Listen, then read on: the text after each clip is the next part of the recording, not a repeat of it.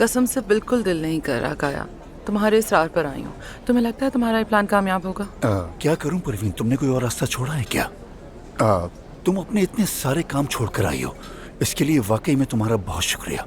मुझे मालूम है तुम भी अफसून से नाराज हो, लेकिन सुनो, क्या करो पता है, मैं कहता हूँ कि अफसून को थोड़ा वक्त दो और उसे रिलैक्स होने दो।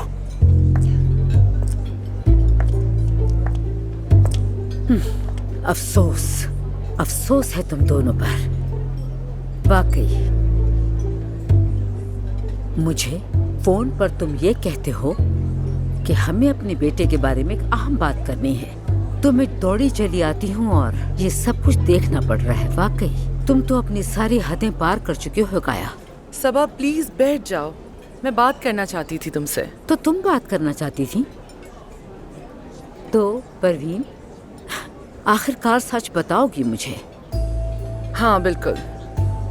अच्छा आओ बैठ जाओ प्लीज, बैठ जाओ ना। ठीक है, कह दो ताकि तुम भी आजाद हो जाओ और मैं भी हो जाऊं। तो ठीक है, सुन रही हूँ मैं। देखो, हमारा ताल्लुक कमोबेश 30 साल पुराना है और हम पार्टनर्स भी हैं। बदकिस्मती से कड़वा है मगर सच है। इतने अरसों में और इतने सालों में हम दोनों की दोस्ती या हमारी पार्टनरशिप, इसके अलावा कुछ और देखा तुमने? तुम जरा गौर से इस इंसान को देखो, किस कदर परेशान है। सोचो, क्या इसका दिल या नजरें किसी और औरत की तरफ जा सकती हैं? तुम्हारा जहन कबूल करता है? क्या मुमकिन है ऐसा? हाँ, तुम कबूल करो ना करो, मानो ना मानो, लेकिन इतने सालों में हम सिर्फ एक दूसरे के दोस्त ही रहे। अगर ये किसी भी औरत की तरफ देखता तो सबसे पहले तो मैं इसकी आंखें नोच लेती। सो प्लीज मेरी जान, मेरे दिल में आज तक सिर्फ एक ही मर्द आया है, सिर्फ एक, और वो मेरी बेटी का बाप है और कोई नहीं। चलो अब मैं तुम दोनों से इजाजत चाहूंगी। वैसे ही मेरा दिन आज बहुत मुश्किल गुजरा। तुम दोनों मियाँ बीवी एक साथ टाइम स्पेंड करो। Okay, see you, take care.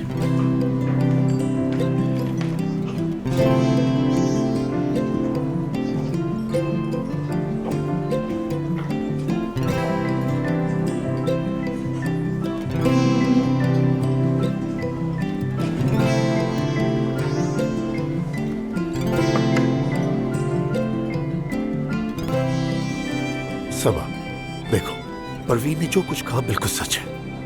मेरा ना ही परवीन से और ना ही किसी और से कोई ताल्लुक हो सकता है। मैं आज भी तुम्हें वैसे ही चाहता हूं।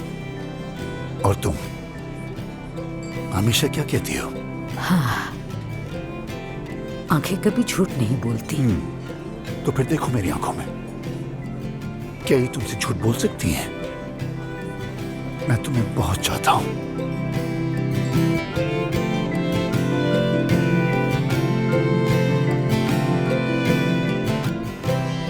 अब समझ से काम लो। देखो कितनी अच्छी जगह है, यहाँ पर कुछ खा लेते हैं, फिर उसके बाद अपने घर चलते हैं। ठीक है, जरूर कुछ खाते हैं, मुझे भूख लगी है। Excuse me. ये लीजिए सर। ठीक है, थैंक यू सो मच। ये लीजिए ma'am. Thank you so much. हम बताएंगे फिर ले आना। तो ठीक फिर- है, तुम घर आ सकते हो, लेकिन गेस्ट रूम में सोओगे।